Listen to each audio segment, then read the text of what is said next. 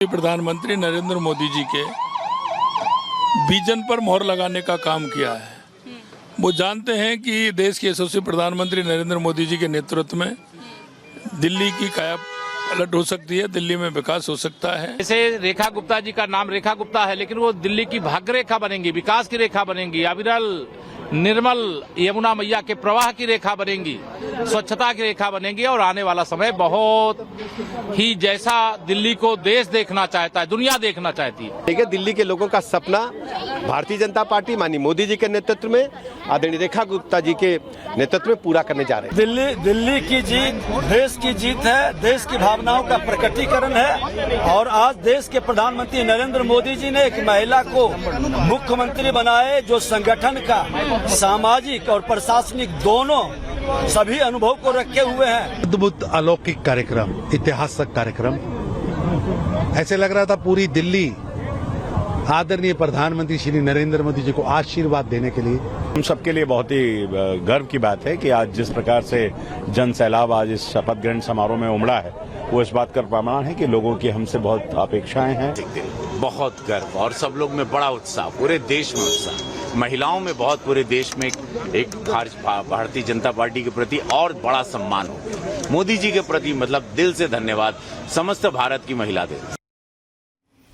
देखिए, ये बीजेपी का मास्टर स्ट्रोक है, क्योंकि उन्होंने सिर्फ 5 साल नहीं +5 ऐड कर दिया है। 10 सालों का प्लान ऑफ एक्शन कैसे, आपके लिए झटका कैसे, जरा ये आपको समझा देते हैं। चलिए जानकारी जल्दी से आपके सामने रख रहे हैं। देखिए, पहला नुकसान आम आदमी पार्टी को क्या होने वाला है। रेखा गुप्ता वैश्य समुदाय से आती है, समझ रहे हैं, और पिछले कुछ समय से वैश्य नाराज थे, लेकिन उन्हें साथ दिया गया। रेखा के सीएम बनने से वैश्य अब खुश है। और यहाँ भी आम आदमी पार्टी का जो वोट बैंक है वो खिसकता दरकता दिखाई दे रहा है। वोटर्स में सेंध लग गई है आम आदमी पार्टी के, और यही वजह है कि तस्वीर बदली है, यानी +5 ऐड हो जाएगा। आप ये समझ रहे हैं। दूसरा नुकसान क्या है, रेखा और केजरीवाल हरियाणा के निवासी हैं, रेखा गुप्ता भी और अरविंद केजरीवाल भी। रेखा के सीएम बनने से हरियाणा बीजेपी को भी फायदा पहुंचेगा, यानी सोचिए डबल फायदे वाली बात है। हरियाणा में आम आदमी पार्टी को दोहरी चोट लगने वाली, क्योंकि पंजाब के बाद ऐसा लग रहा था आम आदमी पार्टी को कि शायद हरियाणा में कुछ हो, लेकिन उस समय कांग्रेस ने साथ नहीं दिया, अकेले लड़े, कुछ हुआ नहीं।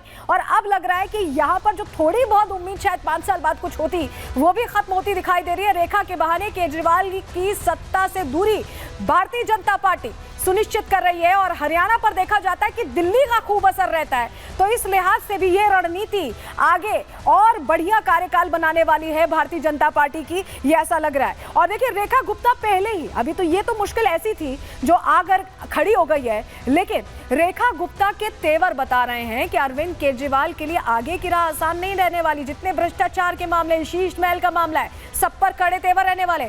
शपथ से पहले ही उन्होंने क्लियर कर दिया था, सुनिए जरा। बहुत गर्व की अनुभूति हो रही है।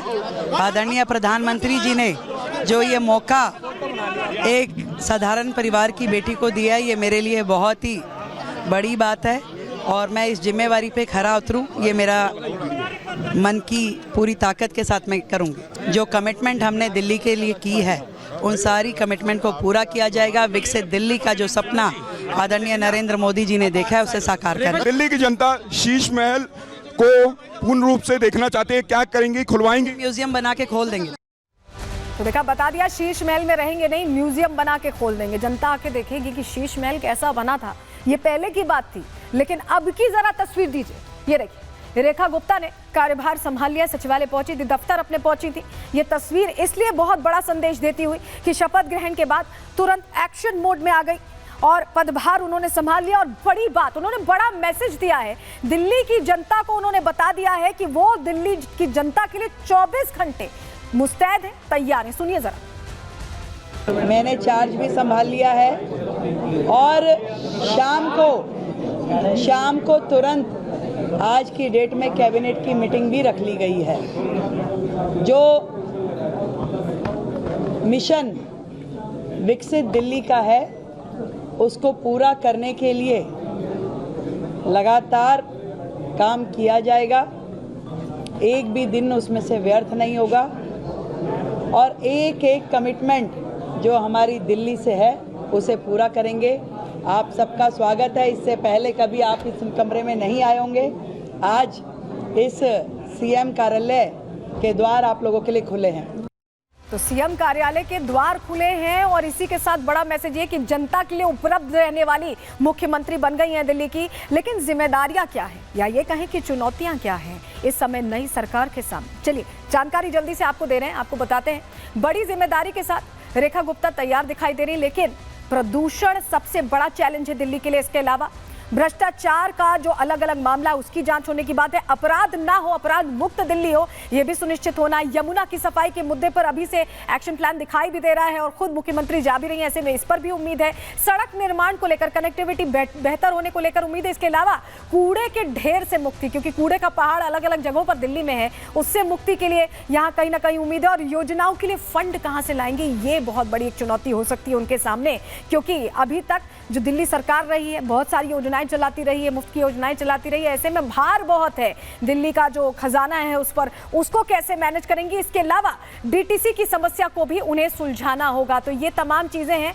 महिलाओं के खाते में 2500 रुपए भेजने की जो बात है, जो वादा किया था उसे पूरा करना है, गारंटीज को निभाना है। स्वास्थ्य सेवा और अस्पताल के निर्माण पर भी यहाँ लोगों की उम्मीदें हैं, क्योंकि कई चीजें बदलने की उम्मीद जाहिर हो रही है इस नई सरकार से।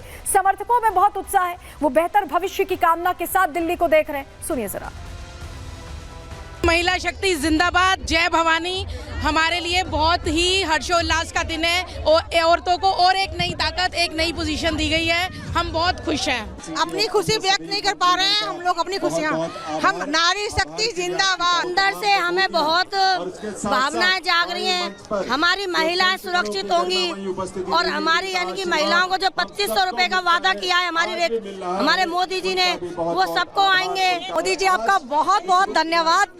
हम बहुत खुश हैं, हमें उम्मीदें करने की जरूरत ही नहीं, हमारे मोदी जी हमारे साथ में है। और हमारी रेखा गुप्ता जी को बहुत बहुत हार्दिक शुभकामनाएं, क्योंकि मोदी जी ने ऐसा नाम चुना है कि सारी महिलाएं पूरे भारत की महामंत्री, मुख्यमंत्री बन चुके हैं। और हमें ना फ्री का चाहिए, हम काम करेंगे और जय श्री राम करेंगे। सुषमा स्वराज आपको याद होंगे मुख्यमंत्री रह चुकी हैं और एक और तस्वीर उन्हीं से जुड़ी जरा आज आपको दिखा रहे हैं। जरा ये तस्वीर देखिए, बासुरी स्वराज को आप यहाँ देख रहे हैं, वो कांग्रेचुलेट करने पहुंची हैं रेखा गुप्ता को, जो नई मुख्यमंत्री के तौर पर जिम्मेदारी संभालने वाली है। भारतीय जनता पार्टी की ये दूसरी महिला मुख्यमंत्री होंगी। और सुषमा स्वराज विदेश मंत्री के तौर पर, मुख्यमंत्री के तौर पर बहुत स्ट्रांग लेडी थी। उनका जो व्यक्तित्व था, उनका जो स्टाइल था कम्युनिकेट करने का या अपनी बात रखने का, वो सब कुछ वो ऐसा था कि लग रहा था कि कोई बोलता था तो लोग सुनना चाहते थे। सुषमा स्वराज की बोली ऐसी थी, भाषा ऐसी थी, और उन्हीं से प्रभावित अब यहाँ रेखा गुप्ता दिख रही हैं। क्यों मैं ऐसा कह रहे हैं समझिए, सुषमा स्वराज के अंदाज में ही नजर आई। आप जरा तस्वीर देख लीजिए सुषमा स्वराज की और रेखा गुप्ता की। इन दो तस्वीरों में आपको एक जैसी छवि दिख रही होगी, क्योंकि जैसे साड़ी के ऊपर जैकेट पहनकर सुषमा स्वराज आती थी सदन के अंदर, वैसे ही अंदाज में रेखा गुप्ता आई हैं। पूर्व सीएम की तरह साड़ी पर जैकेट पहने दिखी। 1993 में 52 दिन